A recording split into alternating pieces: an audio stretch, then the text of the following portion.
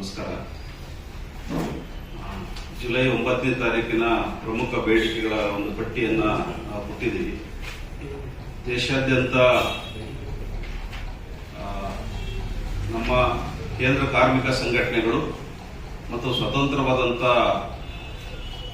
ನೌಕರರ ಸಂಘಟನೆಗಳು ಜುಲೈ 9ನೇ ತಾರೀಕಿಗೆ ಒಂದು ಸಾರ್ವತ್ರಿಕವಾದಂಥ ಮುಷ್ಕರವನ್ನು ನಾವು ನಡೆಸ್ತಾ ಇದ್ದೀವಿ. ಈಗಾಗಲೇ ಹಲವಾರು ನಮ್ಮ ಮುಖಂಡರುಗಳು ಪ್ರಸ್ತಾಪ ಮಾಡಿದ್ದಾಗೆ ವಿಶೇಷವಾಗಿ ನಮ್ಮ ದೇಶದ ಕಾರ್ಮಿಕ ವರ್ಗ ತಮ್ಮ ತ್ಯಾಗ ಬಲಿದಾನಗಳಿಂದ ಜಾರಿ ಮಾಡಿದಂಥ ಕಾರ್ಮಿಕ ಕಾನೂನುಗಳನ್ನು ಇವತ್ತು ತಿದ್ದುಪಡಿ ಮಾಡ್ತಾ ಇದ್ದಾರೆ. ಅದು ಮಾಲೀಕರ ಪರವಾಗಿ ತಿದ್ದುಪಡಿ ಮಾಡ್ತಾ ಇದ್ದಾರೆ.